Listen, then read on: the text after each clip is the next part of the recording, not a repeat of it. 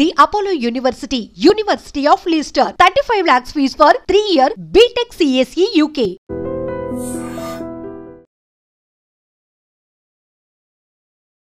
నమస్కారం, welcome to I dream. ధర్మ మార్గం విత్ విజిత కార్యక్రమానికి స్వాగతం.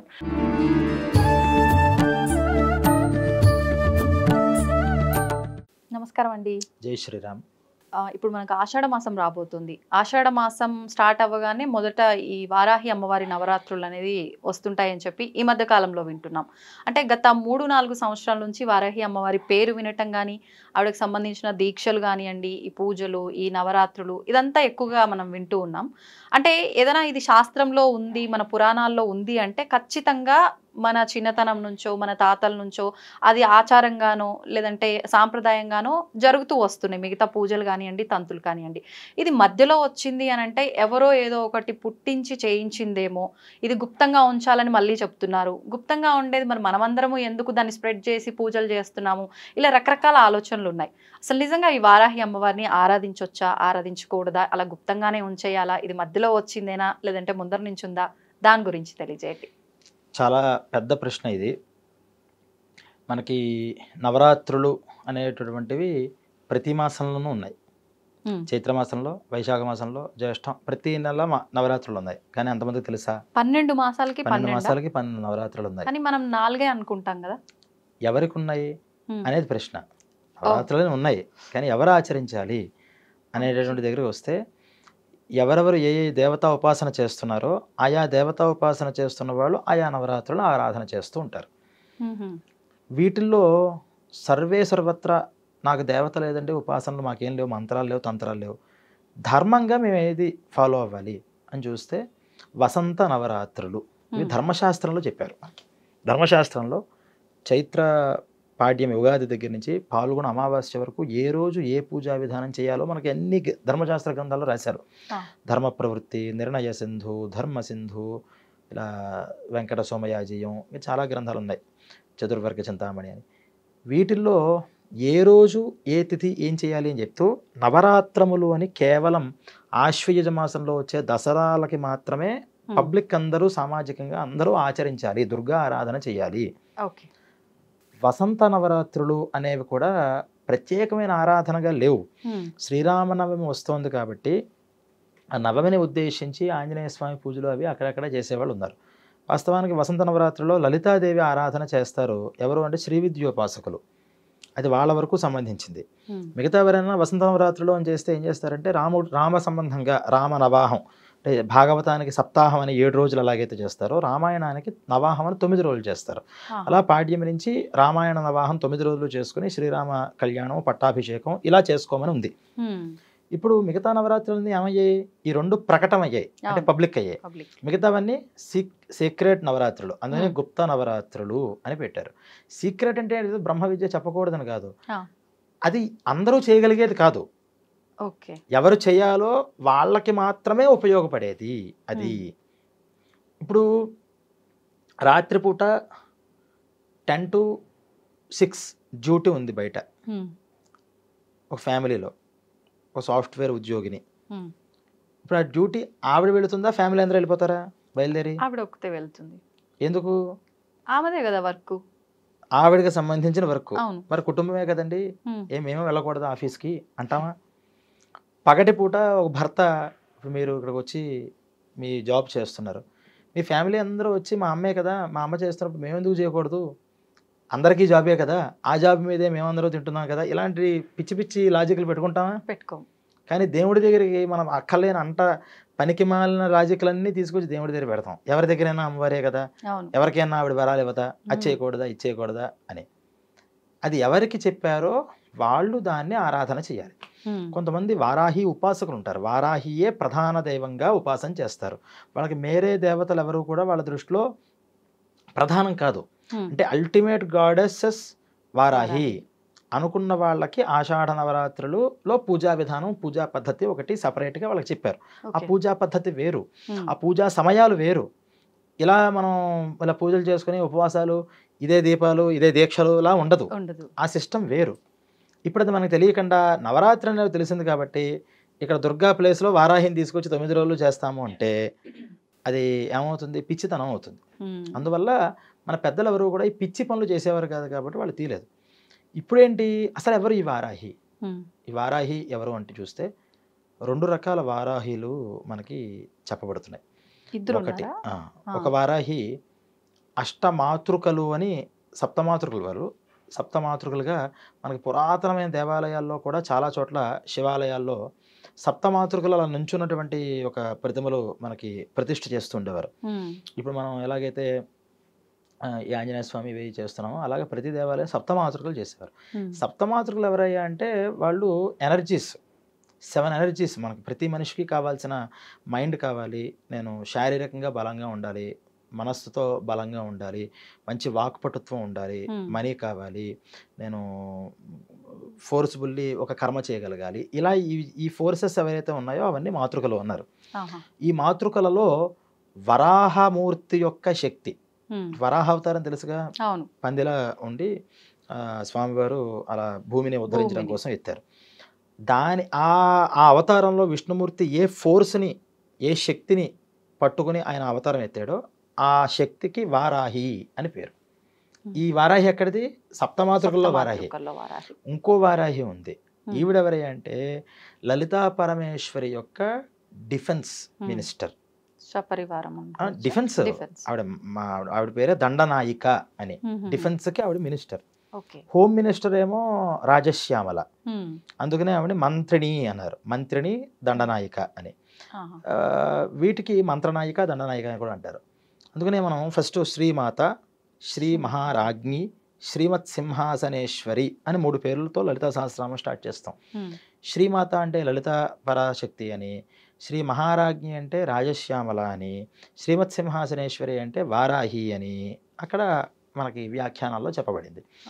వీళ్ళెవరు అంటే మీకు లలితా సహస్రనామం కానీ లేదా లలితోపాఖ్యానం కానీ దాంట్లో ఈ వారాహి కిరిచక్ర రథారూఢ మంత్రిని ప్రసేవిత అని ఈ ఆవిడకున్న చక్రం ఏంటి, ఆ రథం పేరేంటి, ఇలా ఈ మంత్రనాయికగా ఉన్నటువంటి రథం పేరేంటి అని వాళ్ళు అలా ఫోర్స్లో ఆ యుద్ధంలో భండాసుర వధలో ఎలా ఉపయోగపడ్డారు అని ఇవన్నీ చెప్తారు. అల్టిమేట్గా మనకు అర్థమయ్యేది ఏంటి, ఇక్కడ అల్టిమేట్ గాడెస్ ఎవరు? లలిత. లలిత అనేటటువంటి ఒక గాడెస్కి ఈవిడ పరివార దేవత, అంటే ఈవిడ హెల్ప్ చేసిన దేవత. మన విషయం అక్కడ ఉండాలి, లలిత మీద ఉండాలి. ఆవిడ్ని ఆరాధన చేస్తున్నప్పుడు వీళ్ళు కూడా వస్తారు. ఇప్పుడు శ్రీమత్ సింహాసనేశ్వరి లలితా సహస్రనామం చదువుతున్నామంటే ఈవిడికి మనం చేస్తున్నట్టేగా.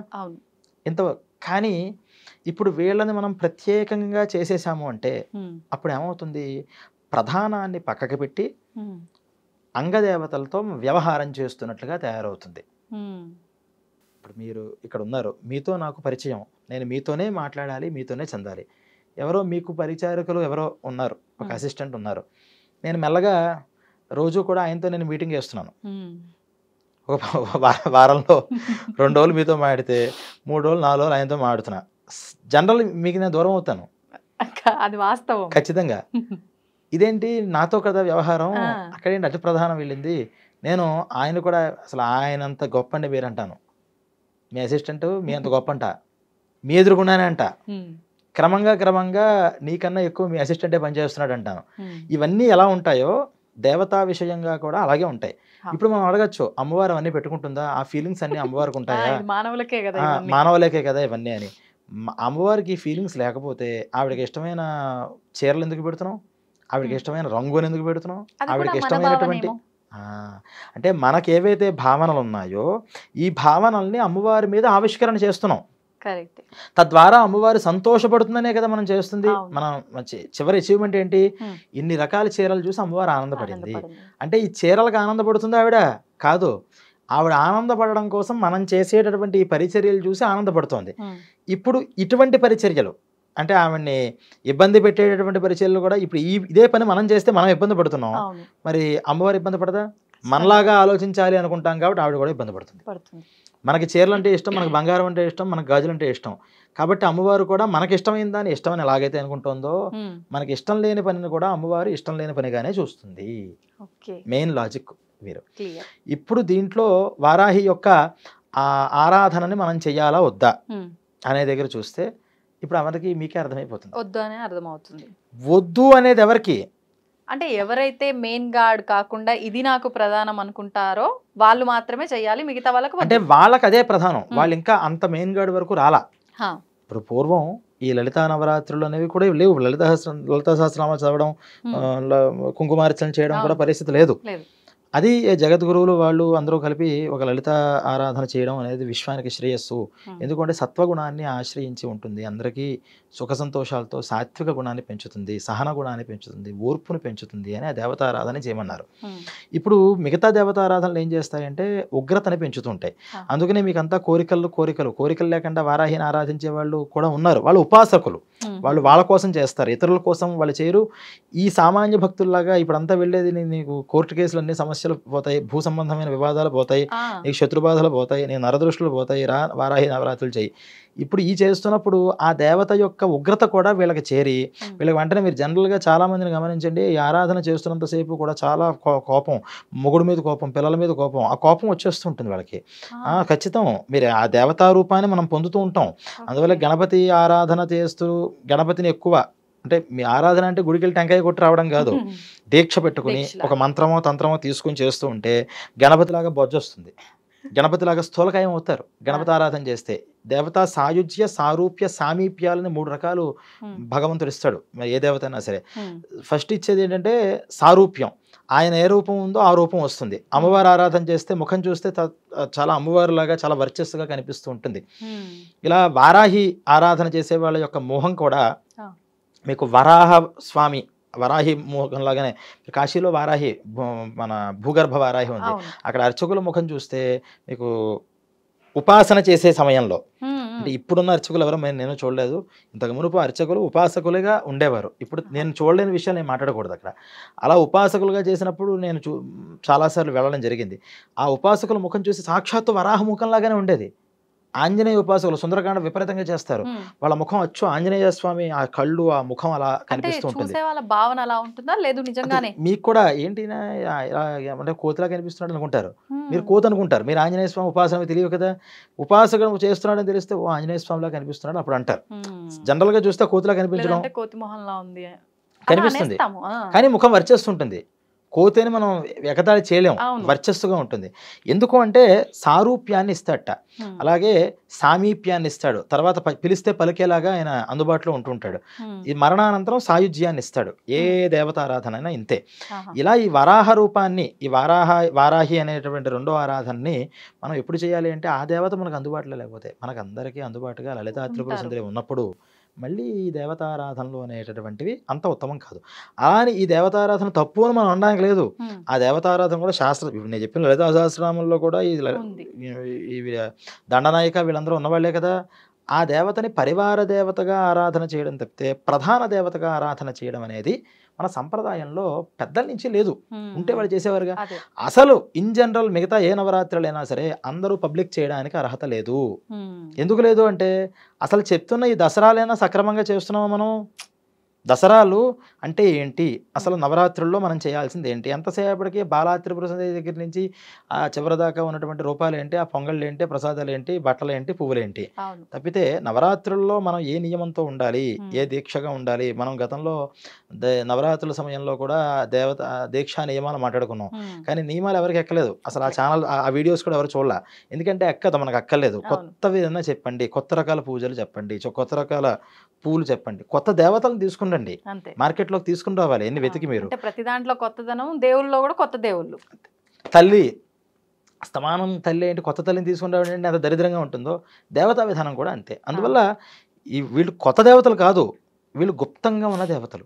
వీళ్ళు ఎవరు ఆరాధన చేయబడతారో, ఏదో జన్మాంతరి సుకృతంతో ఆ గురువు గారు కూడా నాకు వారాహి అంటే ఇష్టం అంటే ఇవ్వమంటే ఎవరు, నీకు ఒక గురువు దగ్గరికి వెళ్ళి శిష్యుడు ఫలానా మంత్రం నాకు ఏదన్నా నన్ను ఉద్ధరించడానికి, నా జన్మను చరితార్థం చేయడానికి ఇవ్వండి అంటే అప్పుడు ఆ వచ్చినటువంటి ఆ వ్యక్తి యొక్క సమయము, నక్షత్రము, పేరు ఇవన్నీ కూడా దృష్టిలో పెట్టుకుని మంత్రార్వణం చేసి అర్వణ చక్రాన్ని వేసి దాంట్లో ఏ దేవత యొక్క మంత్రం ఇతనికి ఈ జన్మని సార్థక్యత చేసుకుంది, జన్మరాహిత్యాన్ని తీసుకొస్తుంది అని ఆ మంత్రాలు ఇస్తే దాంట్లో వారాహి కూడా ఉండొచ్చు. అలా అంటప్పుడు ఆయన వారాహి ద్వారా ఆ అమ్మవారిని మళ్ళీ శ్రీ విద్యని పొందుతాడు. అదొక సాధన తప్పితే అది ప్రధానం కాదు. అందువల్ల ఈ వారాహి నవరాత్రులు కానీ రాజశ్యామల నవరాత్రులు మాఘమాసంలో వచ్చేవి కానీ వాటి కోసం కాదు. కానీ ఈ కలి ఏం చేస్తుందంటే అవన్నీ తీసుకొచ్చి ఆ దేవతారాధనలు వాటిని అవి చేస్తూ ఉన్నాం. అవే ఉపాసకులు. ఇప్పుడు ఈ ఊళ్ళో కూడా కొంతమంది వారాహి ఉపాసకులు ఉన్నారు. ఆ ఉపాసకులు ఆ దేవతను ఆరాధన చేస్తారు. మనపోటి భక్తులు ఒక ఆయన వెళ్ళి తను చేస్తున్నారు కాబట్టి దండం పెట్టుకుని అక్కడ తీర్థమో ప్రసాదమో పుచ్చుకుని రావడం. మనము మనుషులమే కదా, మనకి కోరికలు ఉంటాయి కదా. అలాంటి కోరికలు ఉన్నప్పుడు అమ్మ ఏదో భూ వివాదాలు ఉన్నాయి, నువ్వు ఈరోజు నవరాత్రుల్లో ఉన్నావు, నీ దర్శనం అయింది, నా సమస్యను నువ్వు పోగొట్టు అని అమ్మవారిని అడగడంలో తప్పలేదు. కానీ నవరాత్రులు చేసి నేను చేస్తున్నాను అనుకుని దీక్షలు పట్టుకుని అవి ఇంట్లో ఫొటోస్ అని ఇంకోటని చేసి ఎందుకు చేయకూడదు, అమ్మవారు ఎవరికైనా అమ్మే కదా అని ఇలాంటి పిచ్చి పిచ్చి మాటలు పిచ్చి పిచ్చి లాజిక్లు తీసుకొచ్చుకొని అనవసరంగా చేయాల్సిందేమో వదిలేస్తున్నాం, అక్కర్లేని దాన్ని మీద వేస్తున్నాం అనేది పెద్దలు చెప్పినటువంటి విషయం. ఇప్పుడు ఏమవుతుందంటే సంకటం, జగద్గురువుల దగ్గరికి వెళ్ళి మీరు ఇప్పుడు వారాహి నవరాత్రుల గురించి మాట్లాడినా ఇప్పుడు ఏం మాట్లాడాలో వాళ్ళకే అర్థం కావట్లేదు, డిప్లొమాటిక్ అయిపోతుంది. అంటే పబ్లిక్ అంతా ఇప్పుడు ఈ విషయం నేను వద్దంటే ఏమనుకుంటారు, నేను అందరికీ దూరం అయిపోతానా, కాదు చెయ్యండి అంటే ఇప్పుడు అందరూ పండితులందరూ ఏమవుతారు, ఇదేంట్రా ఇంత జగద్గురు ఇలా మాట్లాడారే వాళ్ళు అనుకుంటారు. అందుకని వాళ్ళు ఏమీ చేయలేక బ్యాలెన్స్డ్గా తప్పించేసుకుంటున్నారు. అంటే పబ్లిక్ ఇంటెన్షన్ దాని మీద తయారైపోతుంది. ఎందుకు చేయకూడదు అని. యాక్చువల్గా ఇటువంటి మంత్రాలు, ఉగ్ర మంత్రాలు, ఆ ఉగ్రదేవతని ఇందాక మనం అనుకున్నాం కాళీని దండం పెట్టుకోవడం తప్పేం లేదు. కానీ కాళీని ఆరాధన చేయాలి అంటే దాని పద్ధతులు వేరేగా ఉంటాయి. ఏ దేవతనైనా దండం పెట్టుకోవచ్చు, చక్కగా ప్రసాదం ఇస్తే ప్రసాదం తీసుకోవచ్చు. దేవాలయాలు ఎక్కడైనా ఎవరైనా కడితే ఉపాసకులుగా ఉండి దర్శనం చేసుకోవడానికి తప్పేం లేదు. మనకి ఇంకా కాదండి మీరు ఇన్ని చెప్పినా సరే నవరాత్రులు మాకు బాగా పడిపోయింది మైండ్లో, మీరు ఎన్ని చెప్పినా మేము నమ్మము, అమ్మవారు మేము లాస్ట్ ఇయర్ మేము 9 రోజులు చేసాము, మాకు అనుకున్న సమస్యలన్నీ తీర్చింది, మేము ఈ సంవత్సరం కూడా చేయాలి అనుకునే వాళ్ళు చాలామంది మన వ్యూవర్స్లోనే ఉంటారు. అమ్మవారు నువ్వు చేసిన ఆరాధనని మెచ్చి ఫలితం ఇచ్చింది అని అనుకోకుండా ఆ 9 రోజులు ఆ దేవతా స్మరణ చేసావు కాబట్టి ఆ ఫలితం ఇచ్చింది అని అనుకోవాలి మనం. ఎందుకంటే ఆరాధన అనేది మనం చేయలేము, ఆ ఉపాసకులే చేయగలుగుతారు తప్పితే అందరూ చేయగలిగేది కాదు. పాలు పండు ప్రసాదం పెట్టి నాకు నచ్చింది ఏదో పెట్టేస్తామంటే కుదరదు. అలా అని అవి ఉపాసకులు ఏం పెడుతున్నారో అవి నేను పెడతామన్నా కుదరదు. అదంతా మనం చాలా ఇబ్బంది కలిగించే విషయాలు. అందుకని ఆరాధన మానమని నేను చెప్పట్లా, ఆరాధన మానమని చెప్తున్నది, దేవతని విస్మరించమని చెప్పట్లా. అందుకని ఈ 9 రోజులు మాకు మనస్సు ఉందండి, వారాహి అమ్మవారు అంటే మాకు ఇష్టము, ఏం చేయాలి, మీ దగ్గరలో వారాహి దేవాలయం ఉంటుంది, దగ్గరలో ఎందుకు మరి, ఇష్టమైనప్పుడు దూరమైనా వెళ్ళాలి. ఇలా హైదరాబాద్లో ఎక్కడ వారాహి దేవాలయం ఉంది వెతకండి, లేకపోతే ఎక్కడ ఉందో అక్కడికి వెళ్ళండి. ఆ దేవాలయం దగ్గరికి వెళ్ళి 9 రోజులు నమస్కారం చేసుకోండి. మీ అదృష్టం బాగుండి మీ పక్కనే ఉంటే 9 రోజులు వెళ్ళి ఒక నమస్కారం చేసుకుని అమ్మవారి ప్రసాదం తీసుకుని రావడంలో తప్పేమీ లేదు, తప్పకుండా చేసుకోవచ్చు. ఒకవేళ ఆ వారాహి నవరాత్రుల్లో మేము అది కూడా కావట్లేదండి, దూరం వెళ్ళడం కుదరట్లేదు, ఏం చేసుకోవాలి, చెందాలి, వారాహిదేవి యొక్క ఫోటో ఇంట్లో పెట్టుకుని లలితా సహస్రనామం చదవచ్చు. అంటారా ఇంట్లో పెట్టుకోవడం తప్పేం లేదు. ఫోటోకి లలితా త్రిపుర సుందరి ఫోటోలో లక్ష్మీ సరస్వతి వింజామరులు వీరుస్తుంటారు కదా, వాళ్ళ స్వరూపమే వీళ్ళు, వాళ్ళ స్వరూపమే. వాళ్ళలో కూడా వారాహి కానీ రాజశ్యామలు కానీ శాంత రూపాలు ఉన్నాయి. ఉగ్రవారాహి వేరు, వారాహి వేరు, అందుకని బృహద్వారాహి వేరు. మళ్ళీ ఈ వారాహి రూపాన్ని చక్కగా మనకు కనిపిస్తుందంటే వారాహి రూపమే. ఆ ఫోటోని చక్కగా చిన్న ఫోటో పెట్టుకుని, అంటే మన దేవత మీద ఒక దృష్టి కలగాలి కాబట్టి ఆ దేవతలో మనం ఎవరిని చూస్తున్నాం, లలితా త్రిపుర సుందరం చూస్తున్నాం. నిజంగా వారాహి కూడా దాంట్లోనే ఉంది అని చూడడం ఉత్తమం. అంతా మనకు లేకపోయినా ఫోటో పెట్టుకుని లలితా సహస్రనామం చదివితే వారాహి సహస్రనామం చదివినట్టే. ఎందుకంటే వారాహి అమ్మవారు కూడా లలితా సహస్రనామాన్ని చదువుతుంది.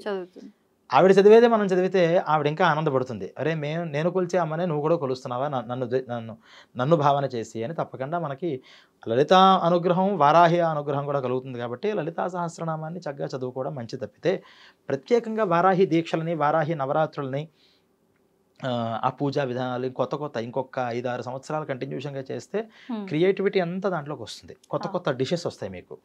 ఏ రకమైన వంటకాలు చేయాలి, వరాహానికి అవన్నీ వరాహ ముఖంగా ఇలా కట్ చేసి దాన్ని, ఆ పదార్థాన్ని ఒకరోజు వరాహంగా ఒకరోజు కొమ్ములుగా దానికి అలా కలిపి అలా పెట్టి, ఇంకా అంటే నరబలులు ఇంకో బలులు మనం ఇవ్వం కాబట్టి అలాంటివన్నీ కూడా మనం ఒక తయారు చేసి చిన్నపిల్లలకి వాళ్ళకి ఇష్టమైన పదార్థాలు తినడం కోసం షేప్స్ పెడతాం కదా, అలా అమ్మవారికి బలి మనం ఇవ్వలేం కాబట్టి ఈ బలి రూపంగా ఇవన్నీ తయారు చేస్తారు. అంటే పిచ్చి వేరే పీక్స్కి వెళ్ళిపోతుంటుంది తర్వాత. అందుకని వీటిని మనం ఖచ్చితంగా ఖండించాలి. ఖండించకపోతే ఏమవుతుందంటే హిందూ మతానికి ఇవన్నీ కూడా చాప కింద నీరు లాంటివి. ఈ పైకేం కనిపించదు కానీ మొత్తం ముంచేస్తుంది తర్వాత, ఒక రోజు వచ్చిన తర్వాత. ఖచ్చితంగా మన పెద్దలు ఆరాధన, మహాజనో ఏనగతా సపంథాహ, పెద్దవాళ్ళు ఏ ఆరాధించారో అది మనం వెళ్ళాలి. సరే పెద్దలు మాకు తెలియదండి, జగద్గురువులు శృంగేరి పీఠంలో వారాహి నవరాత్రులు చేస్తారా, భక్తులందరినీ చేయమంటారా? దసరా నవరాత్రులు చేస్తారు, అవును వసంత నవరాత్రులు చేస్తారు, చేస్తారు. రామ ఆరాధన పూర్వకంగా. కంచిపీఠంలో చేయమంటారా? వరాహి నవరాత్రులు చేస్తున్నారా? పీఠాధిపతులే చేయనప్పుడు మనం ఎంతండి? వాళ్ళు దానికోసమే త్యజించి సాక్షాత్తు పరదేవతని మాతని కామాక్షి అమ్మవారిని అక్కడ పెట్టుకుంటున్నప్పుడు మళ్ళీ వాళ్ళు ఆరాధించాలి కదా. మరి వాళ్ళు చేయట్లేదు ఈ పూజలు. అంటే వాళ్ళకి తెలియక, వాళ్ళకి రాక, వాళ్ళకి బద్ధకమా? రోజుకి 8 గంటలు కూర్చుని పూజల కోసమే ఉపవాసం చేస్తున్నటువంటి మహానుభావులే చేయకపోతే మనలాంటి వాళ్ళని దాని జోలికి వెళ్ళడం వల్ల ఏమవుతుంది అనేది ఆలోచించదగ్గ విషయం. అందరూ ఆలోచించాలి, ఖచ్చితంగా ఆలోచించాలి. ఇదే ఆలోచించాలి. జగద్గురువులు ఆచరిస్తే ఆచరించమని చెప్తే మనం ఆచరించాలి. వాళ్ళు ఆచరించట్లా. ఆచరించమని చెప్పారు కదండి అంటే ఇప్పుడు ఆయన దగ్గరికి వెళ్ళి, నేను ఒక జగద్గురువు దగ్గరికి వెళ్ళి, ఏమండి చేయొచ్చా చేయకూడదా మీరు చెప్పండి, చేయకూడదా చెప్పండి. ఈ కాంట్రవర్సీ నడుస్తుంది. ఈ నడుస్తున్నప్పుడు చేయొచ్చు అని చెప్పలేరు, ఆయన చేయకూడదని చెప్పలేరు. చేసేవాళ్ళు చేయొచ్చు, చేయకూడదని వాళ్ళు చేయకూడదు అని చెప్పేస్తారు. చేసేవాళ్ళు చేయొచ్చు అంటే అర్థం ఏంటి? ఆయన ఉద్దేశం ఏంటి? ఇందాక చెప్పినట్టు ఉపాసకులు ఎవరైతే ఉన్నారో, నేనే అర్థం చేసుకుంటా, నేను చేస్తున్నాను కాబట్టి చేయమని చెప్పారు జగద్గురువు ఉంటుంది వాళ్ళు చెప్పిన విధానమేమో. అంటే ఇప్పుడు నిజంగా అది చేయాల్సి వస్తే ఆయన చేయాలి కదా. అదే కదా. ఇప్పుడు ఈవెన్ నృసింహ జయంతి చేస్తారు, రామ జయంతి చేస్తారు, కృష్ణ జయంతి చేస్తారు, అన్నీ చేస్తున్నారు. మరి ఆ స్వామివారు వారాహి నవరాత్రి ఎందుకు చేయట్లేదు? అది అందరూ చేసేది కాదు కాబట్టి దాని జోలికి వెళ్ళకుండా మనం చెప్పినా మనం నచ్చదు. మీరు చెప్పేశారు కానీ నేను 3 ఏళ్ళ నుంచి చేసేసాను దీన్ని, ఇప్పుడు సడన్గా మానమంటే నేను మానను, అమ్మవారి కోపం వస్తుందేమో అని అనుకున్న వాళ్ళు ఎవరైనా ఉంటే ఇప్పుడు నేను చెప్పినట్టు లలితా సహస్రనామాన్ని చదువుకోండి. అది పిల్లలకి చాలా క్షేమాన్ని ఇస్తుంది. ఓకే. ఇప్పుడు లలితా సహస్రనామంలో ఒక్కొక్క నామం చేసుకోవడం వల్ల ఒక్కొక్క ఫలితం ఉంటుంది అని చెప్పి అంటూ ఉంటారు కదా. సపరేట్గా వారాహి అమ్మవారికి సంబంధించి ఒక 2 లైన్లు కూడా ఉంటుంది కదా, ఒక శ్లోకం. అది సపరేట్గా కొన్నిసార్లు ఇది చేసుకోండి అని చెప్పి అంటూ ఉంటారు. అంటే అది చేయటం వల్ల ఎటువంటి ఫలితం ఉంటుందంటారు? అసలు అటువంటివి కామ్యాలు ఒక్కొక్క నామానికి ఒక్కొక్క కామ్య ఫలితం అనేది చెప్పబడింది. ఎవరికి చెప్పబడింది అంటే ఇది గురుముఖంగా వాళ్ళకి పూర్వం గురువులు ఉండేవారు కదండి, ఇప్పుడులాగా కాదు కదా. ఏమంటే మాకు పలానా సమస్య వచ్చింది, సంతాన ప్రతిబంధంగా వచ్చిందంటే అమ్మ ఈ శ్లోకాన్ని మీరు చదివి పలానా విధానంగా మీరు ఆ తీర్థాన్ని స్వీకరించండి అని చెప్పేవారు. అది అక్కడితో అంతే అయిపోయింది, అంతే. ఇది మళ్ళీ తన పక్కింటి వాళ్ళు, తన కూతురో ఎవరికో ఈ సమస్య వస్తే గురువు గారు నాకు ఎలా చెప్పారు, నువ్వు ఇది చెయ్యమ్మా అని చెప్పడానికి పనికిరాదు. ఆ రెమెడీ అక్కడితో అయిపోయింది. మళ్ళీ ఇంకొకసారి ఇంకో గురుగారు చెప్తే చేయాల్సింది. అందుకని ఈ శ్లోకాలు ప్రత్యేకంగా లలితా సహస్రనామంలో ఫలానా కామ్యానికి మనం చెయ్యాలి అంటే అది ఎవరైనా ఒక సిద్ధ పురుషులు ఆ ఉపాసనలో సిద్ధించిన వాళ్ళు సూచించినప్పుడు చేయడం అనేటువంటిది మంచిది. లేనప్పుడు మనకి ఎలాగా అన్నప్పుడే ఎంటైర్ స్తోత్రాన్ని చదవడం వల్ల మనకి శ్రేయస్సు కలుగుతుంది. నిజంగా అమ్మవారు మనకి ఫలానా శ్లోకం వల్ల ఫలితం ఇవ్వాలి అనుకుంటే ఎవరో ఒకరి ద్వారా మనకి ఆ శ్లోకాన్ని చదివించి మనకు ఆ ఫలితాన్ని ఇస్తుంది. ఇక ఈ నవరాత్రుల్లో వారాహికి సంబంధించినటువంటి స్తోత్రాన్ని ప్రత్యేకంగా విశుక్ర ప్రాణహరణ వారాహి వీర్యానందిత అనేటువంటి శ్లోకం కానీ ఇలా వారాహి శబ్దంతో వచ్చినటువంటి శ్లోకాలు ప్రత్యేకంగా మనం చేసుకోవచ్చా అంటే అసలు ప్రత్యేకత కూడదు అని చెప్పేదే ఇప్పటిదాకా. మనం ప్రత్యేకత అనేది కాకుండా అంతా కూడా లలితాంబ స్వరూపంగా ఉంది. ఈ లలితాంబ ఈ పరదేవతలు ఎవరైతే అశ్వారూఢ అని కూడా దేవత ఉంది దాంట్లో. ఇలా ఈ అనేక దేవతలు ఉన్నాయి. ఈ పరివార దేవతలందరూ కూడా అమ్మవారి యొక్క శక్తి స్వరూపాలు అని ఆ ఉపాసన చేయడమే శక్తి ఉపాసన యొక్క ప్రధాన ఉద్దేశం. అందువల్ల ప్రత్యేకంగా మళ్ళీ 2 శ్లోకాలను 3 శ్లోకాలను ఏదో ఒక కామ్యం మీరు ఎప్పుడైనా గమనించండి. ఈ స్తోత్రంలోంచి 2 శ్లోకాలు బయటకు తీసామంటే అర్థం ఏంటి? నాకు ఇదంతా అక్కర్లేదు, ఇది చాలు నాకు అని. ఇది చాలు అనుకోవడమే మన అజ్ఞానం.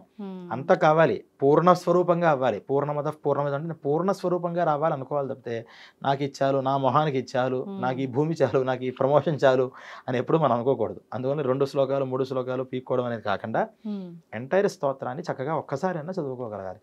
అంతా చదవలేకపోతే శ్రీమాత్రే నమః అనుకో అన్నారు. స్తోత్రంలో మళ్ళీ దాన్ని తీయడం వేరు, నా వల్ల కాదు. అది అష్టోత్తరం చదువుకో, అదే కాదు శ్రీమాత్రే నమః అనుకో, ఒక నామాన్ని అనుకో చాలు. అంతే. మళ్ళీ ఈ ప్రత్యేకత అనే దృష్టి వల్ల ఏమవుతుందంటే ప్రధాన దేవత అప్రధానం అయిపోతుంది అనేది పెద్దలు చెప్పిన మాట. ఇది నేను చెప్తున్న సొంత మాటలు కాదు. అందుకని మనం చూస్తున్నాం. ఇప్పుడు నేను చెప్పిన దాంట్లో కరెక్టో కాదో కూడా మన ప్రేక్షకులు చూస్తారు. జగద్గురు పీఠాల్లో ఎక్కడ జరుగుతున్నాయి ఇవి చేస్తున్నారా, వాళ్ళు ఆచరిస్తున్నారా, ఎందుకు మనం ఎవరిని మనం ఫాలో అవ్వాలి? పెద్దవాళ్ళు. ఈ పీఠ శంకరాచార్య స్వామి వారు వచ్చి ఈ చతురామనాయ పీఠాధిపతుల్ని వీళ్ళందరూ ఎందుకు పెట్టారు? ఇలాంటి కన్ఫ్యూజ్ వచ్చినప్పుడు ఎవరిని ఫాలో అవ్వాలో అర్థం కాదు మనకి. అందువల్ల ఈ పీఠాదులు పెట్టి మీరు ఆ పీఠాలు ఏం చెప్తే చేయండి, ఆ స్వామివారిలో ఏం చెప్తే చేయండి. మనం అడిగి ఓకే అనిపించుకోవడం వేరు, వారంతర వారు చెప్పడం వేరు. ఇప్పుడు మొన్న మధ్యన శృంగేరి స్వామివారు ఈ ఒక మంత్రాన్ని మన నామమంత్రంతో ఒక మంత్రాన్ని ఉపదేశించి అందరూ కూడా రోజు చేయండి, విశ్వ కళ్యాణం జరగాలి అని దాన్ని వారు చెప్పారు. అలా రామకృష్ణ అనే పేర్లు వచ్చేలాగా. అలాగే మన మన గణపతి సత్యనారాయణ స్వామి వారు మైసూరు వారు హనుమాన్ చాలీసా గత కొన్ని సంవత్సరాలుగా హనుమాన్ చాలీసా విపరీతంగా చేయండి. ఎందుకు చేయాలి అంటే రాబోయే విపత్తులు చాలా ఉన్నాయి భూమికి, అవన్నీ రక్షణ పొందాలి, మంచి సంతానం కలగాలి. ఈ ఆంజనేయ అనుగ్రహంతోనే భారత సంతానం మంచిది కలగాలి, హిందూ సంతానం ధర్మం పెరగాలి అని వాళ్ళ విజన్ వేరు. అంత దూరం నుంచి వాళ్ళు ఆచరిస్తూ వాళ్ళంతా మనం అడిగితే చెప్పట్లా, మనం అవి చెయ్యం. అక్కర్లేకుండా ఇది వెళ్ళి ఇది చేసి స్వామివారు ఇది చెయ్యొచ్చా అంటే ఒక సమస్య, చెయ్యకూడదా అంటే స్వామివారిని కాదు దేవుళ్ళని కూడా మన సమస్యలో మనం పరీక్షలు పెడుతున్నాం. అందుకని అలాంటివి కాకుండా చక్కగా ఈ రూపంగా మనం చేసుకుంటే నవరాత్రులు ప్రత్యేకంగా అయితే లేవు. గుప్త నవరాత్రులు మీరంటుంది పబ్లికే కాదు, చాలా చాలా చోట్ల సంప్రదాయబద్ధంగా నడుస్తున్నటువంటి అంటే ఇప్పుడు గురు పరంపరగా వస్తున్నటువంటి ఉపాసకుల్లో కూడా ప్రత్యేకంగా ఈ వారాహి నవరాత్రులు చేసేది లేదు. వారాహి ఉపాసకులే చేసేవారు. కానీ ఇటీవల కాలంలో ఇప్పుడు పబ్లిక్ అంతా చేస్తున్నారు. ఏమంటే మీరు శ్రీ విద్యోపాసకులు నవరాత్రులు చేయరా అని 10 సార్లు అడిగేప్పటికి అయ్యి బాబోయ్ పబ్లిక్ ఏమనుకుంటుందో, ఇప్పుడు ఈ పబ్లిక్కి నేను సమాధానం చెప్పలేకపోతాను అని అనుకుని వాళ్ళు కూడా మళ్ళీ వారాహి నవరాత్రులు చేయడం స్టార్ట్ చేస్తున్నారు. ఇదంతా తప్పండి. అదే కదా. ఇప్పుడు ఏమవుతుంది, మీ గురువు గారు చేశారా నవరాత్రులు? చేయలేదు, కానీ మేము చేస్తాం. మీ గురువు గారు చేసిన దగ్గర నవరాత్రులు ఉన్నాయా? లేవు, కానీ మేము ఎందుకు చేస్తాము అంటే పబ్లిక్ అడుగుతోంది. ఇప్పుడు నువ్వు చేసిన తర్వాత 2-3 సంవత్సరాలు చేసిన తర్వాత ఖచ్చితంగా కంటిన్యూ చేయాల్సిందే. నీ తర్వాత వచ్చేవాడు ఇది నా పరంపర అంటాడు. అంటే పరంపరను మనం పాడు చేసినట్టు అవ్వట్లేదండి. దానికి ఎంత మూల్యం మనం చెల్లించుకుంటూ అవుతుందా? మన సొమ్మ అదే మనం కష్టపడి సంపాదించామా? పైనుంచి ఏదో వాళ్ళు తీసుకొచ్చి మనకి అందజేస్తే ఓ పరంపరలో మనం ఉన్నాం. మన సొంతంగా ఒక మంత్రమైనా మనం కనుగొనగలమా? కనుగొంటే ఏదైనా పని అవుతుందా? వాళ్ళు కనుక్కున్న మంత్రాలు చేస్తేనే పని అవుతుందో లేదో గ్యారంటీ ఉండట్లా. ఎందుకంటే సక్రమంగా చేసే స్టఫ్ కూడా మన దగ్గర లేదు. మరి అటువంటిది పొల్యూట్ చేయొద్దు. నేను అందరినీ కోరుకునేది ఏంటంటే పొల్యూట్ చేయకుండా గురువులు చెప్పిన పద్ధతి ప్రకారం వెళ్ళిపోండి. ఇప్పుడు గురువులు ఏమైపోతున్నారు, ఇప్పుడు సొంతంగా వాళ్ళని చెప్పాను కదా, నాకు తెలిసి చాలా పీఠాల్లో వాళ్ళ గురు పరంపరలో ఎక్కడా పైనుంచి ఈ నవరాత్రులు చేస్తుంది లేదు. వీళ్ళు కొత్తగా స్టార్ట్ చేస్తున్నారు. నేను అడిగాను, ఇదేంటయ్యా మీ గురువు గారు ఎక్కడ చేయలేదు అంటే అందరూ అడుగుతున్నారు కదండి. వాళ్ళు కూడా ఇదే సమాధానం. అంటే వారాహి చేస్తే తప్పేమిటి? చేస్తే తప్పడానికి అదేదో క్షుద్రదేవత అని చెప్పట్లేదు. ఆవిడ చాలా అమ్మవారు. లలితా సహస్రనామాలు మనం చెప్తున్నదే కదా, క్షుద్రదేవత లేదా మనం ఎందుకు చెప్తాం? కానీ ఏది చెయ్యాలి ఏది చేయకూడదు అనేది ఒక పరంపర పెద్దవాళ్ళు పెట్టినప్పుడు మనకన్నా ఖాళీగా ఉన్నారు వాళ్ళు. ఇప్పుడు మనం బిజీ లైఫ్లో పూజలు చేస్తున్నాం కాబట్టి షార్ట్ చేయొచ్చు. వాళ్ళు ఖాళీగా పూజలు చేశారు. అంత ఖాళీగా ఉన్న వాళ్ళే పూజలు చేసుకోకపోతే ఇంత బిజీ లైఫ్లో మామూలు పూజ చేయడమే వాళ్ళ కాకపోతే వారాహికి మాత్రం పరిగెత్తి ఆ రోజు టైం అంతా పెట్టేసుకుని ఎందుకు చేయాల్సి వస్తుంది? ఇంటెన్షన్ ఏంటి అక్కడ? కామ్యం, అంతే. ఇచ్చేస్తే కోరిక. ఆ కోరిక వల్ల మనకు అద్భుతాలు వచ్చేస్తాయి. ఈ అద్భుతాల కోసం కోరికల కోసం పరిగెత్తకయ్యా. నీకు జన్మ వచ్చింది, అమ్మవారిని ప్రేమతో పలకరించు. అమ్మ నాకు నోరు వచ్చింది, పశువుగా పుట్టిస్తే నాకు నోరు వచ్చేది కాదు కదా, నేను అమ్మ అని పిలవలేను కదా. నాకు ఏదో పశువులా పుట్టిస్తే పాము కింద పుట్టించు, నీకు ఆహారం ఎలా పెట్టగలుగుతా? మనిషిలా పెట్టావు కాబట్టి నేను ఆహారం వండి నేను తినగలిగేది నీకు పెట్టగలుగుతున్నాను. ఇంత అదృష్టాన్ని ఇచ్చావు అనే ఒక ప్రేమతో కృతజ్ఞతాభావంతో చేసేదే ఆరాధన. అలాంటి ఆరాధన స్థితిలోకి తీసుకెళ్ళి ఈ కోరికలతో చేయడం అనేది చాలా తప్పు. మరి నేను మాట్లాడిన తర్వాత ఈ విషయం చాలామందికి నెగిటివ్గా కూడా రావచ్చు. కానీ పబ్లిక్, ఇప్పుడు నేను కూడా పబ్లిక్కి చేకూరాలి అని ఇంకొంచెం కొత్త పూజలు చేయండి, ఇలా చేయండి అలా చేయండి అని చెప్పి ఇంకా నేను తప్పుదోవలోకి తీసుకెళ్ళలేము. ఎందుకంటే పరంపరలో ఎవరో ఒకరు ప్రొటెక్ట్ చేయాలి. మనం మోసేస్తే మొత్తం అంతా నిలబడిపోతుందంటే నిలబడకపోవచ్చు, కానీ మోసినది భగవంతుడు చూస్తాడు. నువ్వు పాపం చాలా ప్రయత్నం చేసావు, నువ్వు ఎఫర్ట్ పెట్టావు, ఓకే. కాబట్టి మన ఎఫర్ట్ ఎంతవరకు పెట్టాలో అంతవరకు పెట్టాలి అని ఇలా సంప్రదాయాన్ని కాపాడుకోవాలి అనుకున్న వాళ్ళు చాలామంది, నేనంటే ఇప్పుడు ఏదో మీ దగ్గర మాట్లాడుతున్నాను, చాలామంది బయట మాట్లాడుతున్నారు. కానీ ఈ మాటలు ఎవరు వినట్లా. కలి కూడా అలాగే తీసుకెళ్తారు. అలానే ఉంది. మొత్తానికైతే ఇదంతా విని అసలు ఎవరికి అవసరం లేదనేది వాళ్ళ విఘ్నతకే వదిలేద్దాం. వాళ్ళే తెలుసుకొని ఆ పూజలు చేయాలో వద్దా అనేది వాళ్ళే నిర్ణయించుకుంటారు. మొత్తానికైతే ధన్యవాదాలండి. తవ్వుతున్న శివలింగం సరే దాన్ని అట్లా కప్పేసేయండి, చూపించదండి. మూర్తి పూజ కాదు, సాక్షాత్ బ్రజేంద్ర నందన భగవాన్ ఉన్నారు మూర్తిలో. ఏమీ ఆశించకుండా ఆరాధించే వాళ్ళు కూడా ఉన్నారా ప్రభుజీ? నిజమైన భక్తి అంటే మనకు తెలియదు కాబట్టి